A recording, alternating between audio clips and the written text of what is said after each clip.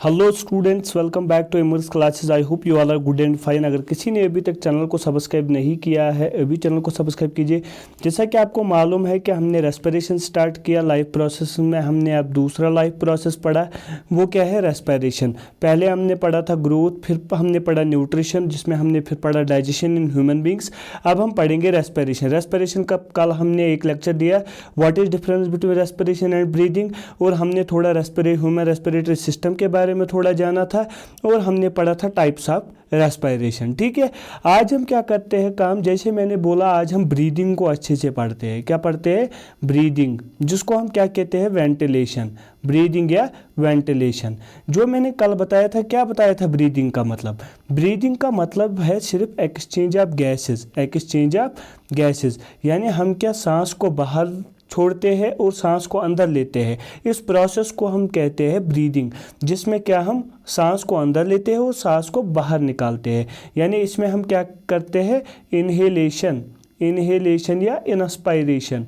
Inhalation या इनस्पायरेशन का मतलब क्या है? इनटेक ऑफ एयर, यानी एयर को अंदर लेना। और इसमें हमने पढ़ा था कल एक्सहेलेशन। एक्सहेलेशन का मतलब क्या बताया था मैंने? या एक्सपायरेशन, इसका क्या मतलब था? यानी सांस को बाहर निकालना। यानी सिर्फ सांस को अंदर लेना, अंदर क्या होगा वो नहीं पढ़ना, यानी सांस अंदर लेना और बाहर निकालना, इसको हम कहते हैं ब्रीदिंग या वेंटिलेशन। ब्रीदिंग या वेंटिलेशन, इसमें हम करते हैं इनहेलेशन या इनस्पायरेशन, यानी जब हम सांस को अंदर लेते हैं उसको हम कहते हैं इनहेलेशन या इनस्पायरेशन। एक्सहेलेशन या एक्सपायरेशन का मतलब क्या है? जब हम सांस को छोड़ते हैं। अंदर क्या हुआ इस एयर के साथ, वो हम रेस्पिरेशन में डीप में नेक्स्ट लेक्चर में पढ़ेंगे। आज हम ब्रीदिंग को अच्छे से पढ़ेंगे और ह्यूमन रेस्पिरेटरी सिस्टम को पढ़ेंगे। ठीक है, देखिए ब्रीदिंग का मैंने बताया। अब हम देखते हैं ह्यूमन रेस्पिरेटरी सिस्टम में होता क्या है। ठीक है, जैसे मैंने कल थोड़ा डायग्राम बनाई थी, ये मान लो डायग्राम, आर्बिट्री डायग्राम, ये मानो ये है। मैं अभी स्ट्रक्चर आपको डिफाइन करता हूँ। ठीक है, थोड़ा बहुत मैं कुछ ऐसा करता हूँ कि आप समझ जाओ। ठीक है, ये मैंने आर्बिट्री डायग्राम बनाई, इसकी कम्प्लेक्स स्ट्रक्चर फिर हम देखेंगे। देखिए पहले जो होते हैं ये ओपनिंग दो नाक के सामने, इनको हम कहते हैं नॉस्ट्रल्स। क्या कहते हैं? नॉस्ट्रल्स। कितने होते हैं? दो। इनको हम नेरियस भी कहते हैं, NARES, नेरियस। नेरियस या नॉस्ट्रल्स। ठीक है, इसके बाद जो ये है इसको हम कहते हैं नेजल पैसेज। क्या कहते हैं? Nasal passage. Nasal passage. ठीक है, इस नेजल पैसेज को सेपरेट कौन करता है? ये बीच में। ठीक है, इसको हम कहते हैं नेजल सेप्टम। क्या कहते हैं? Nasal septum. Nasal septum. ठीक है, ये नाक है, और ये जो नाक का पहला वाला पार्ट है ये कार्टिलेजिनियस। पहला वाला पार्ट जो होता है, फ्रंट वाला पार्ट नाक का, वो क्या होता है? किसका बना होता है? कार्टिलेज का। किसका बना होता है? कार्टिलेज का। ठीक है, कार्टिलेज का। किस कार्टिलेज का? ये भी नाम आप याद रखना। उस कार्टिलेज को क्या हम कहते हैं? Hyaline cartilage. किस कार्टिलेज की बनी होती है ये नाक की टिप? हाइलिन कार्टिलेज की। ये जो टिप है नोज की, ये बनी होती है हाइलिन कार्टिलेज की। बीच में जो ये है इसको हम कहते हैं नेजल सेप्टम। Nasal septum. ठीक है, इसको हम कहते हैं नेजल सेप्टम। और इन ओपनिंग्स को हम कहते हैं नॉस्ट्रल्स या नेरियस। और जो ये यहाँ पर ये इस तरह है ना, ये पाइप लाइक अंदर, इसको हम कहते हैं नेजल पैसेज। Nasal passage. ठीक है, फिर आप हायर क्लासेस में अलग अलग पढ़ोगे, मतलब डीप में पढ़ोगे। मैं एक्सटर्नली आपको, मतलब सुपरफिशियली आपको बता रहा हूँ फिर क्या होता है। उसके बाद होता है, मैं अब आपको उसके बाद होता है फेरेंक्स। क्या होता है? फेरेंक्स। यानी फेरेंक्स एक स्ट्रक्चर है जहाँ पर फूड और एयर मिलता है। याद रखना, इसके असल में 3 पार्ट्स होते हैं। किसके? फेरेंक्स के। नेजोफेरेंक्स, नेजोफेरेंक्स, ओरोफेरेंक्स, ओरोफेरेंक्स, और लैरिंगोफेरेंक्स, लैरिंगोफेरेंक्स।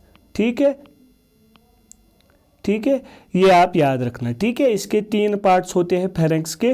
नेजोफेरेंक्स, नेजो मीन्स नाक, यानी यही पार्ट क्या होता है, जब यहाँ से आती है ये नेजल कैविटी नेजल पैसेज, फिर वो फेरेंक्स के किस पार्ट से मिलता है? नेजोफेरेंक्स से।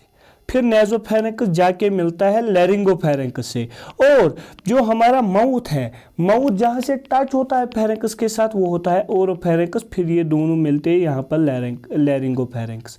यानी अगर कभी पूछा गया कि फेरेंक्स के किस पार्ट, मैंने पहले क्या बताया था, यानी common passage of food and air क्या होता है? फेरेंक्स। लेकिन अब अगर कभी पूछा गया कौन सा पार्ट फेरेंक्स का, तो याद रखना लैरिंगोफेरेंक्स। ठीक है, ये जो नेजल पैसेज है ये फेरेंक्स, इसके आगे जो मिलता है वो फेरेंक्स का कौन सा पार्ट मिलता है? नेजोफेरेंक्स। और जो यहाँ पर बकल कैविटी है ये फेरेंक्स के किस पार्ट से मिलता है? ओरोफेरेंक्स। फिर ये दोनों मिलकर बनाते हैं लैरिंगोफेरेंक्स। ठीक है, हो गया ये फेरेंक्स। फेरेंक्स के बाद क्या होता है, मैंने आपको बताया जो ये लैरिंगोफेरेंक्स है यहाँ पर क्या होता है, ईसोफेगस अलग चलता है और विंड पाइप या ट्रैकिया अलग जाती है। ठीक है, जो यहाँ पर अब हमने वो डाइजेस्टिव सिस्टम में पढ़ा ईसोफेगस, अब हम इधर जाते हैं। ठीक है, यहाँ पर जो होता है वो एक और चीज़ जिसको हम कहते हैं लैरिंक्स। क्या कहते हैं? लैरिंक्स। इसी को हम कहते हैं वॉइस बॉक्स। क्या कहते हैं? लैरिंक्स या वॉइस बॉक्स। लैरिंक्स या वॉइस बॉक्स। यहाँ पर देखा होगा आपने मेल्स में ये बल्जेड पार्ट होता है जिसको हम एडम्स एप्पल कहते हैं, ये लैरिंक्स का ही पार्ट होता है। किसका पार्ट होता है? लैरिंक्स का ही पार्ट होता है कि ये जो है ना ये बल्जेड पार्ट जिसको हम एडम्स एप्पल कहते हैं, जो एनलार्ज्ड होता है मेल्स में, ये लैरिंक्स ही एनलार्ज्ड हुआ होता है। ठीक है, ये मान लो आप लैरिंक्स का एक पार्ट है। ठीक है, इसको हम वॉइस बॉक्स भी कहते हैं। ठीक है, लैरिंक्स के बाद क्या आता है, जो मैंने ये कॉइल शेप्ड बनाई, ये असल में मैंने बनाया ट्रैकिया या विंड पाइप। ट्रैकिया जिसको हम कहते हैं विंड पाइप। ठीक है, मैं जिस जिस रूट से जा रहा हूँ आप मान लो हवा भी उसी रूट से जा रहा है। यानी मैंने पहले बोला एक्सटर्नल नेरियस या नॉस्ट्रल्स, यहाँ से नेजल पैसेज, फिर मैंने बताया नेजोफेरेंक्स यानी नेजोफेरेंक्स के बाद लैरिंगोफेरेंक्स, फिर बोला मैंने लैरिंक्स, लैरिंक्स के बाद ट्रैकिया। ठीक है, हवा इसी पाइप के थ्रू यानी इसी रूट के थ्रू एंटर होता है। अब ट्रैकिया को क्या होता है मैं यहाँ पर बनाता हूँ, ये मान लो आप ये ट्रैकिया पहुँच गई। ठीक है, मैंने ये बनाया क्योंकि ये कार्टिलेजिनस रिंग्स का बना होता है। याद रखना आप, जो ये ट्रैकिया होता है ये किन का बना होता है? Cartilaginous rings. कार्टिलेजिनस रिंग्स वो होते हैं सी शेप्ड, यानी अगर आप इधर फील भी कर सकते हो, यहाँ पर जो है ये रिंग्स, ये है कार्टिलेजिनस रिंग्स, ये सी शेप्ड है, यानी ये इस तरह है, इस तरह रिंग्स है, पीछे से ये बंद नहीं है, सी शेप्ड रिंग्स है। पीछे क्या है इनका? मस्कुलर लेयर, इस तरह। ठीक है, ये मान लो ये पाइप है, ये ट्रैकिया है, इसके इस साइड में ये कार्टिलेजियस है और पीछे साइड मसल है। ठीक है, ये आप याद रखना, इसीलिए ये कार्टिलेजिनस रिंग्स का बना होता है, जो यहाँ पर आप फील भी कर सकते हो। ये सी शेप्ड होते हैं, यानी यहाँ से यहाँ तक, यानी पीछे ये नहीं होते हैं ये कार्टिलेजेस, इसके पीछे क्या होता है? Muscular layer. ठीक है, ये सी शेप्ड कार्टिलेजिनस रिंग्स होते हैं, इसको हम क्या कहते हैं? ट्रैकिया। क्या कहते हैं हम इसको? ट्रैकिया या विंड पाइप। अब क्या होता है, ये जो ट्रैकिया है यहाँ पर, अब ये ट्रैकिया बाइफरकेट होती है। बाइफरकेट मतलब इससे दो ब्रांचेस निकलती है, एक इधर जाती है और एक इस साइड में जाती है। ठीक है, इस तरह आप मान लो, सॉरी इसको मैंने इस तरह बनाया, देखिए एक क्या जाता है, एक इस तरह आती है, इस तरह। ठीक है, एक यानी ये जो ट्रैकिया है ये टूटती है दो ब्रांचेस में, इनको हम कहते हैं प्राइमरी ब्रोंकाई। क्या कहते हैं? Primary bronchi. क्या कहते हैं? Primary bronchi. इसको भी क्या कहेंगे? Primary bronchi. Primary bronchi. ठीक है, ये जो प्राइमरी ब्रोंकाई है, एक जाएगी एक लंग में, दूसरी जाएगी दूसरी लंग में। ठीक है, ये जाएगी एक लंग में, ये जाएगी दूसरी लंग में। ठीक है, जो लेफ्ट वाली लंग में जाएगी प्राइमरी ब्रोंकाई उसको हम कहते हैं लेफ्ट प्राइमरी ब्रोंकाई, और जो राइट वाले लंग में जाएगी प्राइमरी ब्रोंकाई उसको हम कहते हैं राइट प्राइमरी ब्रोंकाई। ठीक है, तो ये कहाँ से निकलती है? ट्रैकिया बाइफरकेट होती है, फिर एक प्राइमरी ब्रोंकाई लेफ्ट लंग में, राइट लंग में जाती है, और एक प्राइमरी ब्रोंकाई लेफ्ट लंग में जाती है। ठीक है, अब क्या होगा, अब अगर कभी आपको पूछा गया कि जो हमारा रेस्पिरेटरी ट्रैक्ट है इसका कौन सा पार्ट लंग्स में एंटर होता है, तो याद रखना प्राइमरी ब्रोंकाई। कौन सा? Primary, left primary bronchi into the left lung and the right primary bronchi into the right lung. और ये भी याद रखना ये कहाँ से निकलते हैं, ट्रैकिया बाइफरकेट होती है, यानी ट्रैकिया के दो हिस्से होते हैं इस तरह, ठीक है, ये एंटर करते हैं लंग्स में, ठीक है, ये दो। अब क्या होता है, मैं अभी आपको लंग्स बाद में पढ़ाऊंगा, पहले मैं इस ट्री को कंप्लीट करता हूँ। अब क्या हुआ, अब ऐसे हुआ, देखिए ये राइट प्राइमरी ब्रोंकाई है और ये लेफ्ट प्राइमरी ब्रोंकाई है इस तरह। अब क्या होगा, अब इसके फर्दर ब्रांचेस निकलेंगे, इस प्राइमरी ब्रोंकाई के फर्दर ब्रांचेस निकलेंगे। मैं इस तरह ब्रांचेस बनाता हूँ, आप समझ लेना, ये ब्रांचेस निकल गए, इसके भी ब्रांचेस निकल गए, किसके? लेफ्ट प्राइमरी ब्रोंकाई के भी, राइट प्राइमरी ब्रोंकाई के भी। अब जो प्राइमरी ब्रोंकाई से ब्रांचेस निकलते हैं उनको हम कहते हैं सेकेंडरी ब्रोंकाई। क्या कहते हैं? सेकेंडरी ब्रोंकाई, ठीक है, इधर से भी निकले सेकेंडरी ब्रोंकाई, इधर से भी निकले सेकेंडरी ब्रोंकाई। फिर इन सेकेंडरी ब्रोंकाई के फर्दर ब्रांचेस निकलते हैं, इसके फर्दर ब्रांचेस निकलेंगे, इसके फर्दर ब्रांचेस, इसके फर्दर ब्रांचेस, इसके फर्दर ब्रांचेस, इसके फर्दर ब्रांचेस, इसके फर्दर ब्रांचेस, इसके फर्दर ब्रांचेस। उनको हम कहते हैं सेकेंडरी के बाद टर्शियरी ब्रोंकाई। क्या कहते हैं? Tertiary bronchi. क्या कहते हैं? Tertiary bronchi. अब जो ये टर्शियरी ब्रोंकाई है ये क्या करते हैं, ये बनाते हैं फिर फर्दर ब्रोंकियोल्स, उनको हम क्या कहते हैं? ब्रोंकियोल्स। इसी तरह देखिए जब इसको ब्रांचेस से ब्रांचेस निकलते हैं, ब्रांचेस से ब्रांचेस निकलते हैं तो ये through out the lung distribute होते हैं, यानी ये जो रेस्पिरेटरी ट्री इसको हम कहते हैं। ये क्या काम करता है, जब प्राइमरी ब्रोंकाई एंटर करी लंग में, वो टूट गया डिफरेंट सेकेंडरी ब्रोंकाई में, secondary bronchi further tertiary bronchi में, टर्शियरी ब्रोंकाई फर्दर, इनको हम कहते हैं ब्रोंकियोल्स। क्या कहते हैं? ब्रोंकियोल्स। और ये ब्रोंकियोल्स जो होते हैं, ब्रोंकियोल्स के एंड्स पर होते हैं फिर सैक लाइक स्ट्रक्चर्स जिनको हम कहते हैं एल्वियोलाई। इस तरह बैग लाइक स्ट्रक्चर्स हर किसी ब्रोंकियोल के एंड पर होता है, क्या?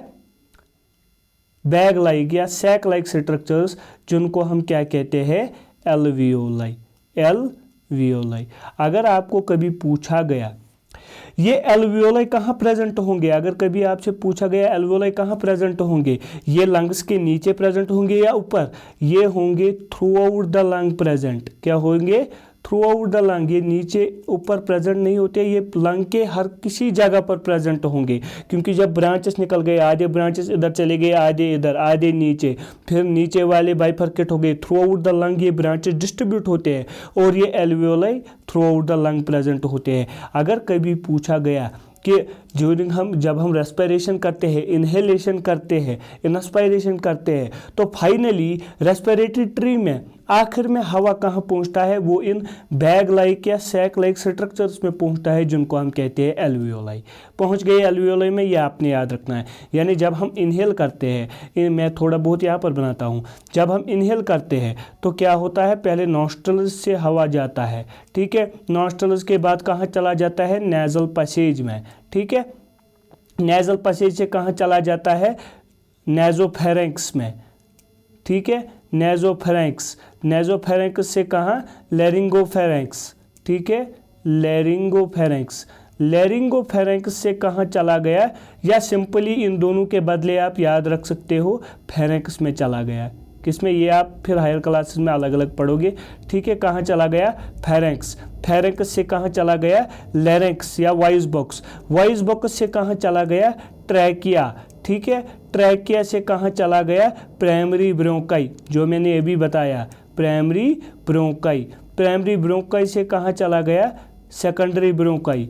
एसबी मतलब सेकेंडरी ब्रोंकाई। सेकेंडरी ब्रोंकाई से टर्शियरी ब्रोंकाई, ब्रोंकाई से ब्रोंकियोल्स, और फाइनली ब्रोंकियोल्स से कहाँ पहुँचते हैं? एल्वियोलाई में, जो बैग लाइक स्ट्रक्चर्स होते हैं। फाइनली हवा इन्हीं बैग लाइक स्ट्रक्चर्स से सैक लाइक स्ट्रक्चर्स यानी एल्वियोलाई में पहुँचता है। इसको हम कहते हैं, जब हम इंस्पायरेशन करते हैं हवा इन्हीं रूट्स के थ्रू फाइनली कहाँ पर पहुँच गया? एल्वियोलाई में, ठीक है। यह आपने याद रखना है। इसको हम कहते हैं रेस्पिरेटरी ट्री। रेस्पिरेटरी ट्री, ये आपने यहाँ तक ब्रोंकियोल्स तक हम कहते हैं इसको रेस्पिरेटरी ट्री, यानी रेस्पिरेटरी ट्री हम कहते हैं। ट्री मतलब ब्रांचेस, इसके ब्रांचेस निकलते हैं, ब्रांचेस के ब्रांचेस निकल गए, फिर उन ब्रांचेस के ब्रांचेस निकल गए, इसीलिए हम इसको कहते हैं रेस्पिरेटरी ट्री। ठीक है, अब क्या होता है जब हवा पहुंच गया इसी पैसेज के थ्रू, फाइनली कहाँ पर पहुंच गए, इन बैग लाइक स्ट्रक्चर्स एल्वियोलाई के पास। जब ये एल्वियोलाई के पास पहुंच गया, ये मान लो ये मैं बनाता हूँ एल्वियोलाई, बनाया मैंने एक एल्वियोलाई, मैं एक एल्वियोलाई में बताता हूँ होता क्या है, वो सारे एल्वियोलाई में प्रेजेंट। अब अगर कभी पूछा गया, याद रखना एक लंग में 150 मिलियन एल्वियोलाई होते हैं, वेरी इंपॉर्टेंट। यानी एक लंग में कितने एल्वियोलाई होते हैं, 150 मिलियन, तो 2 लंग में कितने होंगे, 300 मिलियन एल्वियोलाई। यानी अगर हम एक लंग उठाएंगे उसमें होंगे 150 मिलियन एल्वियोलाई जो पूरे लंग में डिस्ट्रीब्यूट हुए होंगे, यानी हर जगह लंग के प्रेजेंट होंगे ये एल्वियोलाई। ठीक है, ये नीचे ऊपर प्रेजेंट नहीं होते हैं, through out the lung present होते हैं, हर किसी सरफेस पर, हर किसी कोने में प्रेजेंट होते हैं ये एल्वियोलाई। टोटल कितने होते हैं एक लंग में, 150 मिलियन, 2 लंग्स में कितने होते हैं, 300 मिलियन। अब मैं एक में बताता हूँ एक एल्वियोलाई में होता क्या है जब उसमें हवा पहुँचता है, फिर आप कंसिडर करना सारे एल्वियोलाई में ऐसा ही होता होगा। जब यहाँ से एयर एंटर हो गया, क्या हो गया, एयर एंटर। ठीक है, अब आप याद रखना, अगर मैं आपको बता दूं एयर जब पहुंच गया, ये जो एल्वियोलाई होता है, एल्वियोलाई के इर्द गिर्द होते हैं ब्लड सप्लाई। मैं इस तरह बनाता हूँ रफली, फिर आप हायर क्लासेस में डीप में पढ़ोगे फिर यहाँ पर क्या होता है, इसके इर्द गिर्द होती है ब्लड सप्लाई। ब्लड सप्लाई भी होती है, कैपिलरीज होते हैं, कैपिलरीज जो होती है उनकी जो वाल्स होती है वो बहुत थिन होती है, और जो एल्वियोलाई होते हैं इसके वाल्स भी बहुत थिन होते हैं। फिर क्या होता है, यहाँ से हवा अंदर चला जाता है, यानी एल्वियोलाई से किस में चला गया, ब्लड वेसल में, ब्लड में चला गया एयर, कौन चला गया, ऑक्सीजन चला जाता है, हम में क्या चला जाता है, ऑक्सीजन। ठीक है, मैं यहाँ पर इसको इरेज करता हूँ, क्या चला गया अंदर, ऑक्सीजन। और जो ब्लड में क्या था, कार्बन डाइऑक्साइड, वो निकलता है इस ब्लड से, कहाँ पर चला जाता है, एल्वियोलाई में। ठीक है, यानी इंस्पायरेशन के थ्रू हमने अंदर क्या लिया, ऑक्सीजन। वो जब एल्वियोलाई में पहुँच गया, फिर वो ये एल्वियोलाई के मेम्ब्रेन से गुजर कर और ब्लड वेसल के मेम्ब्रेन से पार होकर किस में चला जाता है, ब्लड वेसल में। इस तरह मैं बनाता हूं यहाँ पर, ये मान लो आप, ये है एल्वियोलाई, इसके पास में आप बनाता हूं एक ब्लड वेसल इस तरह। ठीक है, इसमें क्या है, इसमें है ब्लड, इसमें है ब्लड। ठीक है, अब क्या हो गया, हमने इनहेल किया एयर, उसमें है ऑक्सीजन। हम अब ऑक्सीजन की बात करते हैं, हमने ऑक्सीजन अंदर लिया। ऑक्सीजन जब एल्वियोलाई में पहुंच गया, वो इस एल्वियोलाई के मेम्ब्रेन को क्रॉस करके और इस ब्लड वेसल के मेम्ब्रेन को क्रॉस करके किस में चला जाता है, ब्लड, और सर्कुलेट होता है through out the body, circulate होता है थ्रू आउट द बॉडी, यानी ब्लड में चला गया। ठीक है, और साइमल्टेनियसली जो कार्बन डाइऑक्साइड प्रेजेंट होता है किस में, एल्वियोलाई में, सॉरी ब्लड में, वो चला जाता है कहाँ, एल्वियोलाई में। यानी जो कार्बन डाइऑक्साइड होता है कहाँ, ब्लड में, वो कहाँ चला जाता है, एल्वियोलाई में। और जो एल्वियोलाई में हमने इनहेल किया था ऑक्सीजन, वो एल्वियोलाई से कहाँ चला जाता है, ब्लड में। यानी ऑक्सीजन चला गया एल्वियोलाई से ब्लड में, और जो वहाँ पर कार्बन डाइऑक्साइड था ब्लड में, वो चला जाता है ब्लड से बाहर कहाँ, एल्वियोलाई। फिर इसी रूट के थ्रू वापस जाता है कौन, CO2, वापस इसी तरह ब्रोंकियोलस से टर्शरी ब्रोंकाई, टर्शरी से सेकेंडरी, सेकेंडरी से प्राइमरी, प्राइमरी से ट्रैका वापस जाता है, जिसको हम फिर कहते हैं एक्सहेलेशन या एक्सपायरेशन। आई होप आपको समझ आया होगा ब्रीदिंग कैसे होती है, ये ब्रीदिंग प्रोसेस है। ठीक है, ये हम ब्रीदिंग को पढ़ रहे हैं। ठीक है, और यहाँ पर होती है एक्सचेंज ऑफ गैसेस। अगर कभी पूछा गया what is the site for exchange of gases, what is the site for exchange of gases, तो आप क्या लिखेंगे, एल्वियोलाई। यानी एल्वियोलाई में ही क्या होता है, गैसेस का एक्सचेंज। यानी जो हमने ऑक्सीजन अंदर लिया वो एल्वियोलाई में ही ब्लड में चला जाता है, एल्वियोलाई से ही ब्लड में चला जाता है, और जो ब्लड में कार्बन डाइऑक्साइड है वो ब्लड से कहाँ चला जाता है, एल्वियोलाई में, और उसी ट्रैक्ट के थ्रू वापस होता है, जिसको हम कहते हैं एक्सपायरेशन। क्या कहते हैं, एक्सपायरेशन। ठीक है, ये हमने पढ़ी ब्रीदिंग। क्या पढ़ी? ब्रीदिंग। यानी ब्रीदिंग में इनहेलेशन हमने पढ़ी किस तरह होती है। ठीक है, हमने साथ साथ पढ़ा एक्सहेलेशन। एक्सहेलेशन कैसे होगा? ये CO2 इसी रूट के थ्रू वापस जाएगा, फाइनली कहाँ पहुँचेगा? इसी यहाँ पर पहुँच जाएगा और इन नेरियस या नॉस्ट्रल्स के थ्रू बाहर चला जाएगा। फिर यहाँ पर ये क्यों होता है? ये आप पार्शियल प्रेशर्स डिफरेंस की वजह से, पार्शियल प्रेशर, डिफ्यूजन प्रेशर, ये आप हायर क्लासेस में पढ़ोगे। प्रेशर डिफरेंस की वजह से ये एक्सचेंज होता है गैसेस का, ये आप हायर क्लास में पढ़ोगे। मेरे को सिंपली समझाना था किस तरह होता है ये। ठीक है, आप यहाँ पर एक बात याद रख सकते हो, डिफ्यूजन से भी होता है। ठीक है, higher concentration to lower concentration gas चला जाता है। यानी एल्वेओलाई में O2 की कंसंट्रेशन ज़्यादा होती है एज कंपेयर टू ब्लड, इसलिए ऑक्सीजन हायर कंसंट्रेशन से, हायर प्रेशर से लोअर प्रेशर की ओर जाएगा, यानी ब्लड में चला जाएगा। और जो हमारा एल्वेओलाई होता है, इसमें कार्बन डाइऑक्साइड का प्रेशर कम होता है, यानी कार्बन डाइऑक्साइड की कंसंट्रेशन कम होती है, और हमारे ब्लड में कार्बन डाइऑक्साइड की कंसंट्रेशन ज़्यादा होती है। तो गैस कहाँ से जाएगी? High pressure to low pressure या high concentration to low concentration, इसलिए कार्बन डाइऑक्साइड ब्लड से बाहर चला जाता है एल्वेओलाई में। इसमें पार्शियल प्रेशर का भी मसला होता है, वो आप हायर क्लासेस में देखोगे। इतना आप याद रखना है, इसको हम कहते हैं exchange of gases. Exchange of gases, what is the site for exchange of gases? Alveoli. और इस प्रोसेस को हम कहते हैं ब्रीदिंग, इनहेलेशन एंड एक्सहेलेशन। अब जो रेस्पिरेशन प्रोसेस स्टार्ट होती है वो कैसे होती है? ये ऑक्सीजन जो ब्लड में चला गया, ये हार्ट में पहुंच जाएगा, और हार्ट इसको क्या करेगा? Circulate throughout the body, हर किसी बॉडी सेल को पहुंचाएगा। फिर वो हर किसी बॉडी के सेल को जब ये ऑक्सीजन पहुंचेगा, फिर इसी ऑक्सीजन का इस्तेमाल करेगी वो सेल, और इसी ऑक्सीजन की मदद से ग्लूकोज को तोड़ेगी और वहाँ से एनर्जी ऑब्टेन करेगी। ठीक है, वहाँ से एनर्जी बनाएगी और फिर इस एनर्जी को हासिल करेगी खुद के लिए। ये आपने याद रखना है, वो है रेस्पिरेशन। यहाँ तक जो हमने पढ़ा ये है ब्रीदिंग, ये है ब्रीदिंग। ठीक है, हमने ब्रीदिंग पढ़ा। ठीक है, ह्यूमन रेस्पिरेटरी सिस्टम पढ़ा, इसी में हमने ब्रीदिंग पढ़ा। ठीक है, अब मैं कुछ थोड़ा एक्स्ट्रा पॉइंट्स बताता हूँ आपको। जो रेस्पिरेशन है ये हम कल पढ़ेंगे, रेस्पिरेशन को हम अच्छे से कल पढ़ेंगे, क्योंकि ये बहुत अच्छा टॉपिक है, क्योंकि उसमें हमने एरोबिक एंड एनारोबिक रेस्पिरेशन भी पढ़ना है। ठीक है, उसको अच्छे से पढ़ना, क्योंकि वो बहुत इंपॉर्टेंट है। उस पर आपको फुल चैप्टर्स क्लास 11th में मिलेंगे। अब मैं यहाँ पर कुछ आपको पॉइंट्स बताता हूँ। देखिए होता क्या है, ये फिर मेरे को शायद टाइम नहीं मिलेगा ये बोलने के लिए। जब एक सेल ऑक्सीजन का इस्तेमाल करती है, कैसे करती है, क्या करती है, ये हम आगे देखेंगे। और इस ऑक्सीजन की मदद से किसको तोड़ती है? ग्लूकोज को तोड़ती है, और वहाँ क्या बनाती है? एनर्जी। ठीक है, वो फिर हम देखेंगे एरोबिक में ज़्यादा एनर्जी बनती है और एनारोबिक में कम एनर्जी बनती है, लेकिन एनर्जी तो बनती है इस रेस्पिरेशन प्रोसेस में। ठीक है, वो एनर्जी बनती है in the form of ATP। ये आपके NCERT में दिया गया है, इसलिए मैं इसको साइड में बता रहा हूँ।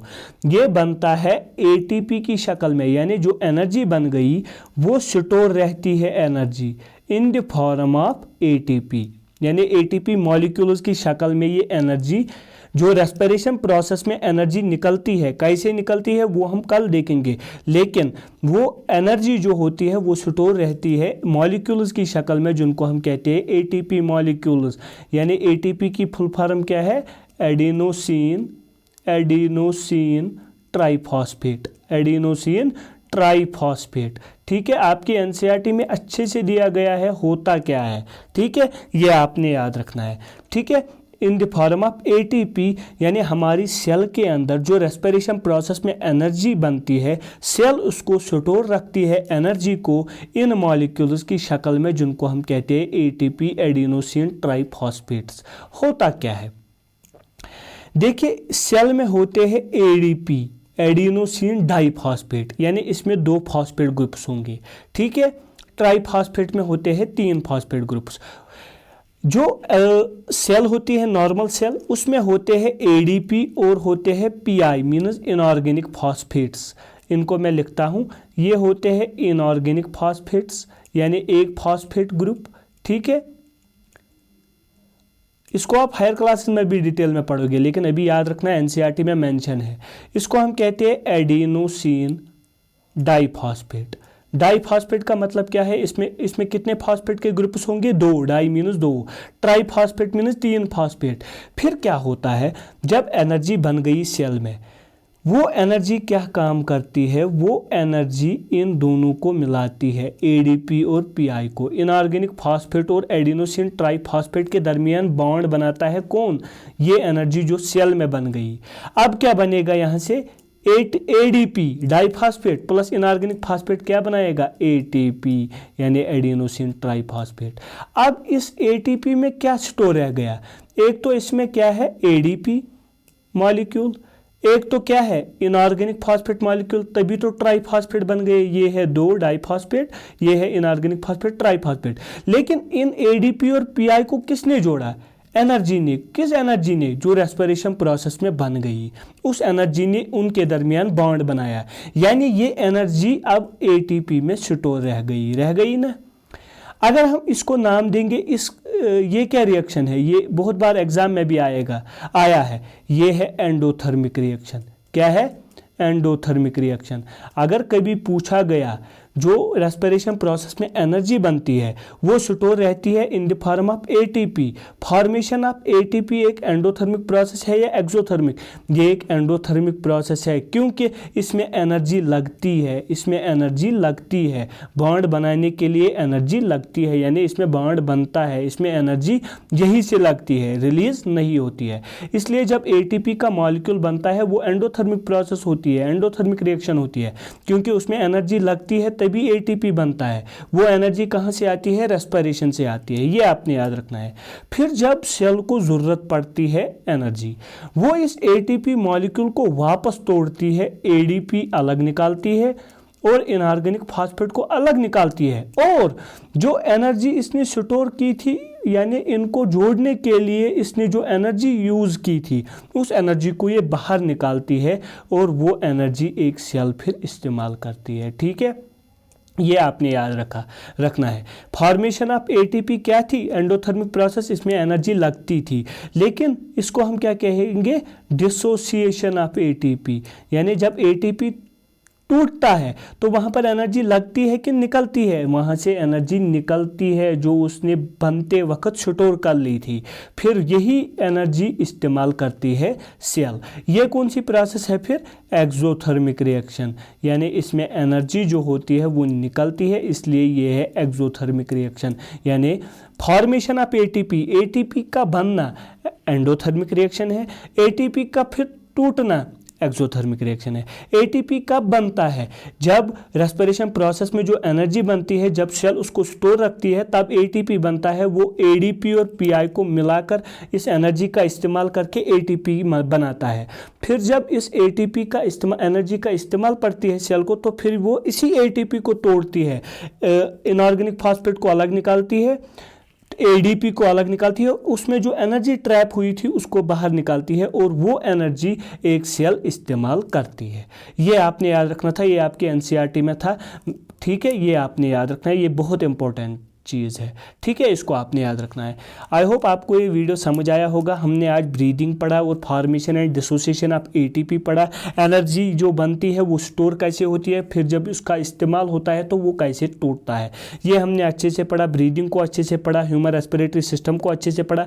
कल हम एरोबिक रेस्पिरेशन, यानी कल हम रेस्पिरेशन को पढ़ते हैं। असल में जो टॉपिक है वो है रेस्पिरेशन, लेकिन बहुत सारे स्टूडेंट्स को रेस्पिरेशन और ब्रीदिंग में कंफ्यूजन है, वो भी क्लियर हो गया होगा। ब्रीदिंग हमने आज पढ़ा और formation and dissociation of ATP पढ़ा और ह्यूमन रेस्पिरेटरी सिस्टम पढ़ा। कल हम पढ़ेंगे रेस्पिरेशन को और types of respiration, aerobic and anaerobic. ठीक है, आई होप आपको वीडियो पसंद आया होगा। वीडियो को लाइक कीजिए, चैनल को सब्सक्राइब कीजिए।